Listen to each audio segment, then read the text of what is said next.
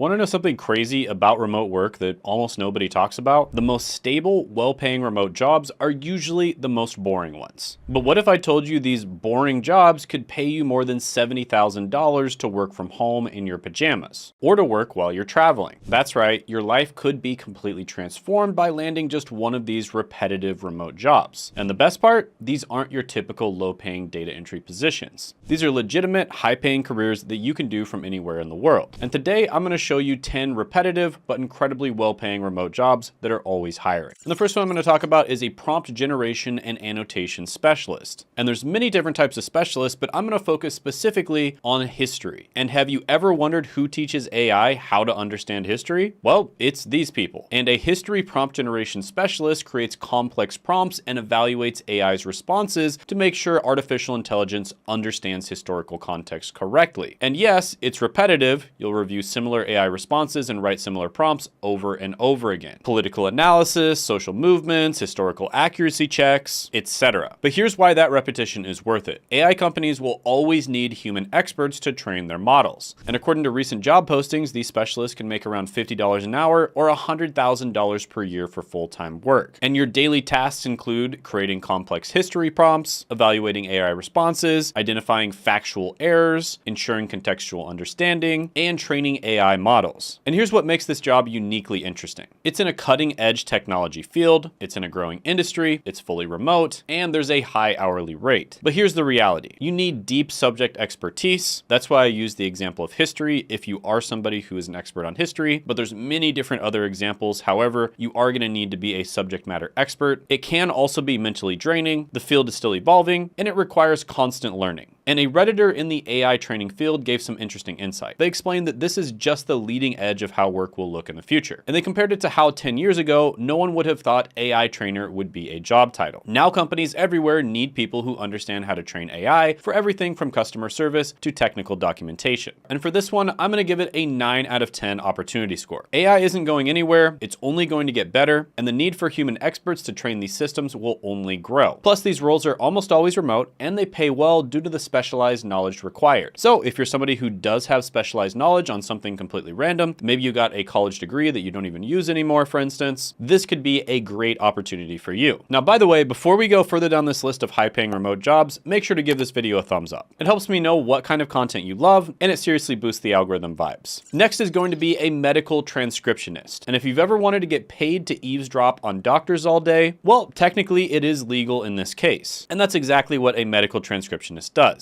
In this position, you'll convert doctors' voice recordings into written documents. And you can think of it like being a medical spy, except you're just making sure patient records are accurate. And yes, it's pretty repetitive. You're basically typing out the same medical phrases over and over. Patient presents with, upon examination, follow up in 2 weeks, etc. But here's why that repetition is actually a good thing. Companies like Patient First are always hiring for this position. Why? Because hospitals can't function without proper documentation. And the repetitive nature means many people quit before mastering it. And your daily tasks include converting medical dictations into text over and over again, proofreading reports hundreds of times, making sure everything follows privacy rules, and double checking medical terminology. And according to Glassdoor, you can make between $43,000 and $72,000 a year, which is great considering it's an entry-level job. Now, the skills you need here are fast and accurate typing, at least 60 words per minute. This is something you can easily practice online and get good at, good attention to detail, basic medical terminology knowledge, which is something you can learn very quickly, and the ability to understand different accents. Now let's talk about what makes this job interesting. On the bright side, you're basically your own boss. You can work in your PJs, take breaks whenever you want, and never deal with office politics. Plus, there's always work available. Doctors never stop talking. But here's the real talk. You'll need to get comfortable with sitting alone for hours. And sometimes these doctors sound like they're speaking underwater through a kazoo. Now, this Redditor has been in the transcription space for over 20 years and said that it is more profitable to transcribe than to edit the transcription. Now, I'm going to give this one an 8 out of 10 opportunity score because the healthcare industry isn't going anywhere, and neither is this job. Next is a project coordinator. And have you ever wanted to be the one who organizes chaos into a perfectly functional plan, all while sipping coffee in your pajamas? Well, that's what you do in this position. As a project coordinator, you ensure that projects are completed on time, within scope, and budget by managing timelines, communicating with teams, and keeping everyone aligned. Imagine being the stage manager of a theater production. You're not the one on stage or writing the script, but without you, the show wouldn't go on. And according to Glassdoor, project coordinators earn between $58,000 to $93,000 per year. Now, their daily tasks include creating and maintaining project schedules, communicating with team members and stakeholders, monitoring progress to ensure deadlines are met, preparing reports and managing documentation. And the skills needed are strong organizational and time management skills, excellent written and verbal communication, basic knowledge of project management tools like Asana or Trello, and the ability to handle stress and juggle multiple tasks. Now, one new project coordinator shared their roller coaster of an experience. They had only been with the company for 6 months, then they were assigned to lead the firm's largest project of the year. And this project accounted for 95% of their workload and was one of the company's biggest clients. So it was pretty overwhelming. And they were also made portfolio lead for another massive project with over 2,400 billable hours. So balancing multiple high-stakes projects, they worked weekends just to stay afloat. And despite the overwhelming workload, they proved themselves by staying organized, communicating effectively, and taking it one day at a time. And their advice, understand that feeling overwhelmed is normal. Just focus on breaking tasks into manageable pieces. Now, a pro here is this is great for organized individuals who love variety. It's an opportunity to transition into higher paying roles like project manager, and these types of roles are increasingly remote work friendly. The cons are it can be stressful, especially during tight deadlines. It does require dealing with difficult stakeholders or team conflicts, and this one is a little bit harder to get into than some of the other ones on the list, and you likely will need previous work experience. It just doesn't need to be related to this job specifically. So overall, I'm going to give this one a 7.5 out of 10 because of the fact that you're probably going to have a little bit of previous work experience. However, with companies valuing efficient project management more than ever, this role has solid growth potential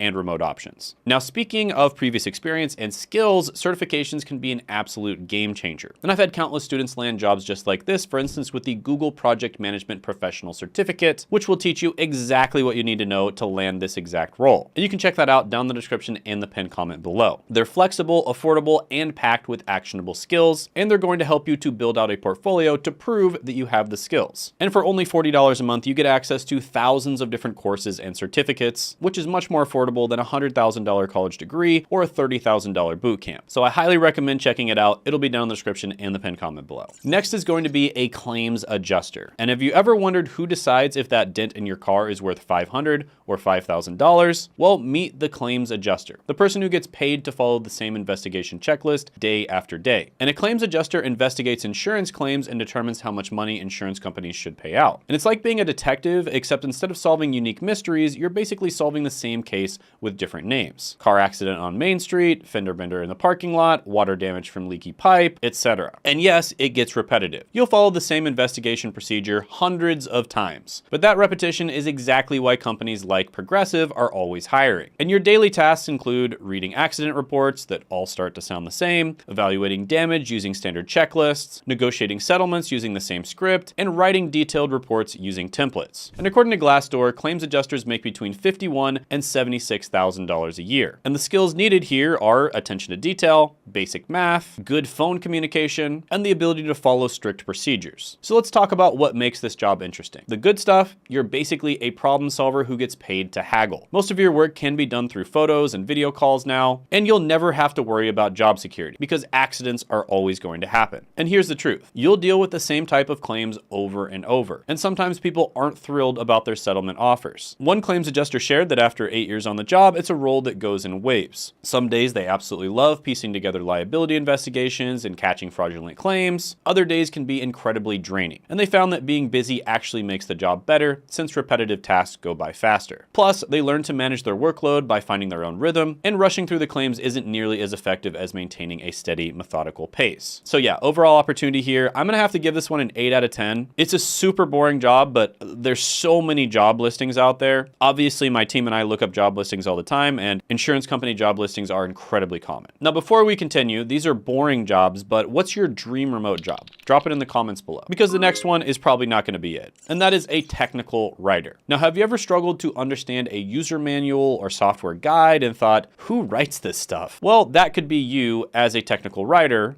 but better. Now, technical writers turn complex information into clear, concise, and user-friendly content. Think of yourself as the translator between tech-savvy engineers and the rest of the world. And here's what your daily tasks would look like. Researching complex topics by working closely with developers and engineers, writing user manuals, product guides, FAQs, and training materials, editing and updating documentation to ensure that it stays accurate, and organizing content into easy-to-navigate formats. And this role is all about making technical jargon less terrifying for the average person. And it's one one of the better paying repetitive remote jobs. According to Glassdoor, technical writers earn between $54,000 and $86,000 a year, with experienced writers making even more. Now, to thrive as a technical writer, you'll need strong writing and communication skills, the ability to simplify complex information without losing accuracy, familiarity with tools like Markdown, Google Docs, or specialized writing software, and a knack for organization and attention to detail. And this Redditor basically said the job is more like a research job. Now, let's be honest, the repetition comes from writing about the same product or system over and over again. And depending on the company, the pace can be intense, especially with tight deadlines. But here's the good news. As long as technology evolves, and it always does, there will be a need for skilled technical writers. And more companies are also offering fully remote positions, making this a great option for writers who want flexibility. And I'd give this one an 8.5 out of 10 on the opportunity scale because it pays pretty well. Now, if you're serious about landing one of these roles, don't go in unprepared. Grab my ultimate remote job interview cheat sheet. It's packed with proven tips to ace your next remote job interview, and it showed my system that has literally helped hundreds of people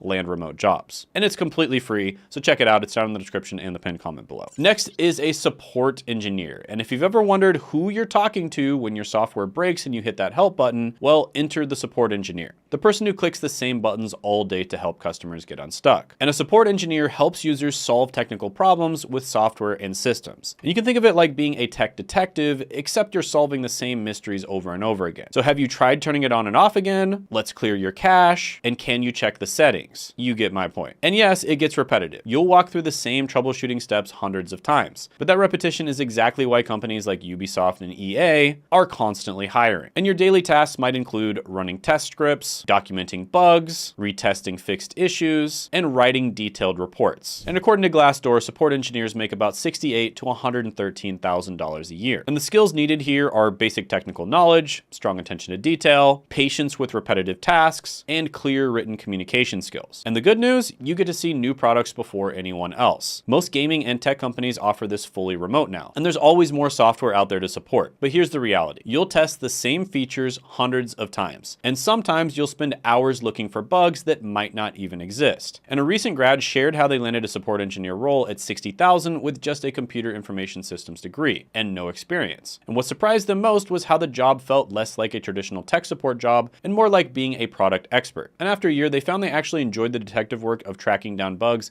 and solving user problems. And a lot of the time, people will actually go from a basic IT help desk role into this job. And the opportunity score here is going to be a solid 9 out of 10. Although in many cases, it might be better to start off with more of an entry-level IT help desk role, which is the next one on the list and is kind of a lot of the same stuff, but it's just much easier to get into, but it also pays a little bit less. So in that role, you'd probably start somewhere between $40,000 and $60,000 a year. However, if you have a little bit of a technical background, you can probably go straight into this. So yeah, for that one, I'll go ahead and give it a 9 out of 10 as well. And Coursera does have a really good Google IT support professional certificate to learn the basics, which you can check out down in the description and the pinned comment below. Next is a medical coding specialist. And if you've ever dreamed of being a medical detective where you didn't have to deal with actual patients, then this might be a great career for you. So meet the medical coding specialist, the person who turns doctor's notes into dollars and cents. A medical coding specialist translates medical records into standardized codes for billing. And you can think of it like being a medical translator, except instead of languages, you're translating doctor speak into numbers that insurance companies understand. Laceration of the left index finger becomes S61.208A. Type 2 diabetes becomes E11.9. And routine checkup becomes Z00.00. And yes, it does get repetitive. You'll be looking up these same codes hundreds of times. But that repetition is exactly why companies like United Healthcare are always hiring. And your daily tasks are probably going to include reading medical records, the same types over and over, looking up diagnosis codes, using the same tools, verifying insurance requirements, following standard procedures, and double-checking for accuracy, using checklists. And according to Glassdoor, medical coders make about $54,000 to $84,000 a year, typically doesn't require a college degree or previous experience, and it's relatively easy to get into. Sometimes they do require training, but usually the company will actually train you. Now, some of the skills needed here are an understanding of medical terminology, which is incredibly easy to learn, attention to detail, basic computer skills, and strong analytical abilities. And the good news, you can work from home in your PJs. The demand is incredibly stable, and there's always more medical records words to code. But here's the reality. You'll see the same types of cases repeatedly, and you'll need to stay updated on coding changes. And this medical coder said that the more experience you have in the medical field, the more you'll be paid. So this is an easy one to get into, and it pays pretty well. I'm gonna go ahead and give this one an 8.5 out of 10 opportunity score. And with the population aging and increasing healthcare complexity, demand is only going to grow. And as always, if you can think of anybody who needs a job,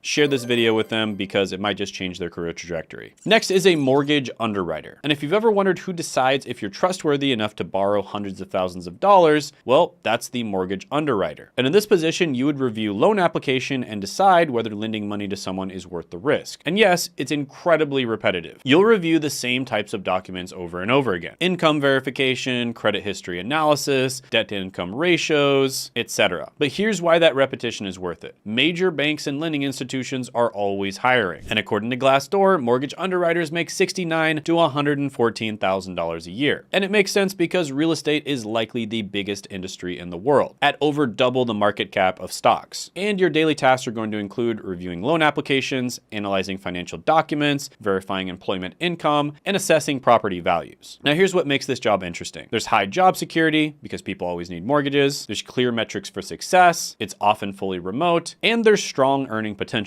But here's the reality check. It's stressful and fast-paced. There's lots of reading documents involved. You have to have difficult conversations when denying loans, and everything gets audited by somebody else. So a mortgage underwriter explained their experience really well, sharing that while it's stressful and fast-paced, they love it because it involves critical thinking and lots of document analysis. And they mentioned that pretty much everything you do gets audited, so accuracy and speed are crucial. So I'll go ahead and give this one an 8 out of 10. This one is a little bit harder to get into. Obviously, if you have experience in the real estate market already, it would be easier for you to get into it, but real estate isn't the hardest market to break into. And this one can be done remotely, unlike many jobs in real estate. Next is going to be a corporate travel manager. And if you've ever wanted to plan other people's business trips while sitting in your pajamas, then listen up. A corporate travel manager arranges business trips and manages travel policies for companies. And as you can guess, it's very repetitive. You'll book the same routes and handle the same travel requests over and over again. Flight confirmation, hotel booking, car rental reservation, you'll become very familiar with these terms. But here's why that repetition pays off. Big companies always need someone to manage their travel expenses. And according to Glassdoor, you can make between $85,000 and $155,000 a year doing this job. So if you're somebody who already knows a lot about traveling and booking trips, this could be a perfect job for you because your daily tasks will include booking business travel arrangements, managing travel budgets, negotiating with vendors, handling travel emergencies, and creating travel policies for the company. And the good side of this is it's often fully remote, it's great for detail-oriented people, there's steady demand from companies, and there's good advancement potential. But here's the reality. It can be stressful when travel plans go wrong. You have to be available outside of normal hours sometimes. In some cases, you may have to deal with frustrated travelers, and there's lots of policy enforcement involved. Now, I found a post from somebody who transitioned into corporate travel, and they shared that most leisure travel agencies focus on vacation bookings because that's where the money is. But corporate travel is actually more stable since you're charging flat fees instead of commissions. And they handle things like booking flights, hotels for business events, and car rentals. So yeah, this is a really good one. It's not going to go away. Well, unless there's another pandemic, then it might go away for a very short period of time, but then it'll come back. I'm going to go ahead and give this one an 8 out of 10 opportunity score. Now, by the way, guys, one of the most common emails and questions that I always get is, Shane, how can I get into the #1 career in the world? Literally, they did a survey and it's the #1 career most people want to do in the world, and become a YouTuber. And I actually have a lot to say about that. I've taught a lot of other people how to do it. I've done it myself. And if you want to know exactly how I do that, I have a free masterclass, which you can check out down in the description and the pinned comment below. And if you click on it now, there will actually be a live training